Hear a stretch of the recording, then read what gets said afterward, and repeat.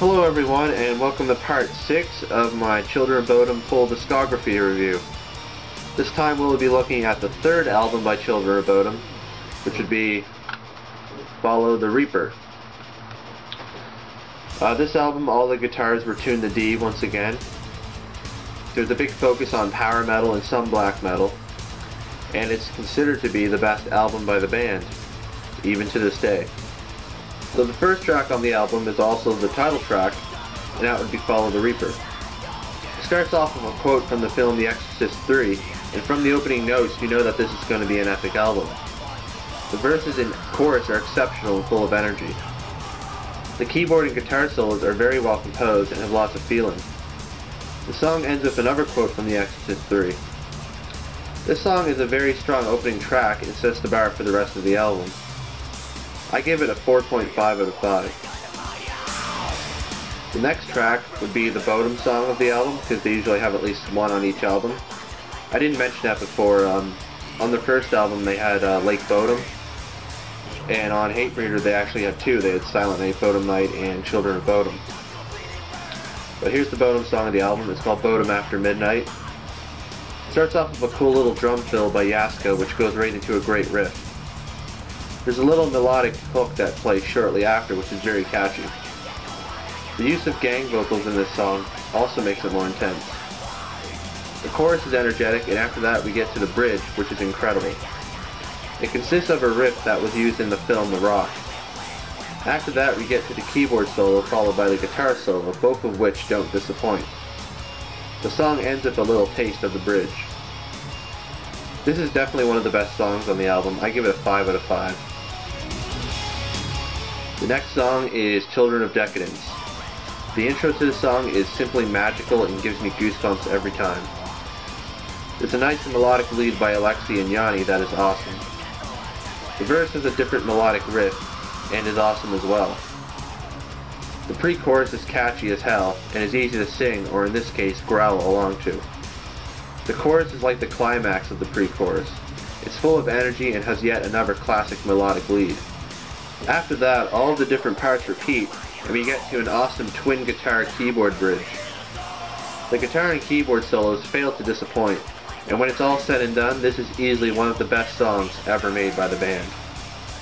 It's such a shame they don't play it live that much. Anyways, this is definitely a 5 out of 5. One of the best songs ever made by the band. Check it out. Next song is called Everytime I Die. It's the first slow song by the band. They would have one on all of their future albums. It begins with a chugging riff before getting into the main melody of the song. The verses of the song sound nice and are complemented with Alexi's use of pinch harmonics. The chorus of the song fits, but is in my opinion the weakest part of the song. The guitar solo is probably one of the most simplistic by Alexi, but it has emotion. The same can be said for the keyboard solo that follows it, done by, of course, Janne. This is probably my least favorite track on the album, but that really isn't saying much because I give it a 4 out of 5, which means it is well above average. That leads us to the next song, which is currently my favorite off the album and probably one of my favorite Bodom songs of all time, Mask of Sanity. It starts off with a classic trademark Janne Wirman keyboard lead, which goes into a great guitar lead. The verses pack a punch, and after them we get a riff that the band used in Talking of the Trees from their days of the Earth. The chorus is very catchy and will stick in your head for days. The bridge of the song contains another riff that was used in Talking of the Trees, this one being way more noticeable. The guitar solo is mind-blowing and is probably one of the hardest Alexi has ever composed. The dual guitar and keyboard part at the end of the solo is also pretty insane. There's nothing really much else to say about this song. It's just epic all around. I give it a 5 out of 5 for sure. The next song is a very underrated song. That would be Taste of My Scythe. We get yet another sound clip from The Exorcist 3 to start off the song, and we are then treated to an epic sounding keyboard lead. Now that I look at it, the whole album has a lot of incredible keyboard parts. Once the first scream from Alexi comes in, you know he means business. The verses are great and have a nice groove, and the little melody that plays after is great. The main chorus melody is very cool and the highlight of the song. The keyboard and guitar solos are fairly short, but are still solid, and the song ends with a lot of intensity. The band has never played this song live, and it boggles my mind why they haven't. It's truly an underrated gem. That leads us to the next track, which would be Hate Me, the lead single off of the album and the most successful one in the history of the band. The song starts with a scary sounding keyboard before going into the main hook of the song. It's one of the most inspired and catchiest melodies ever written by the band. The verses are also catchy, as is the chorus where Alexi and the band scream, "I don't give a fuck if you hate me." The bridge has a nice classic lead guitar melody which leads into a fast guitar solo before returning back to the awesome hook. The other bridge and the main solo aren't exactly fantastic, but are still solid. This is one of the songs that I recommend listening to if you're just getting into the band. I give it a 4.5 out of 5. The next track on the album, a lot of people call this one the filler song of the album. I disagree. That song would be Northern Comfort.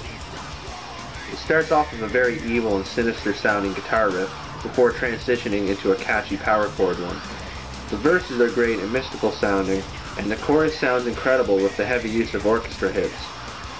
The bridge is easily the highlight of the song, with a catchy as hell melody that the band would later reimagine in songs such as Needle 24/7, Trashed, Lost and Strung Out, and Lobotomy. The solo is short but also incredibly fast and furious. This song has also never been played live, and Alexi himself has even said that he disliked it. Regardless, I believe that this is a great track. I give it a 4.5 out of 5. And that leads us to the final track of the album, Kissing the Shadows. There's an interesting story with this one. This was the last track recorded for the album, and Alexi wrote it all in one day as quickly as possible to make it onto the album. In that sense, this would be a filler song, but it actually isn't. It's pretty good. The intro is pretty simplistic and the verses are pretty decent. The pre-chorus has a nice melody and the chorus has a unique triplet feel. The best part of the song would be the last 1 minute and 38 seconds.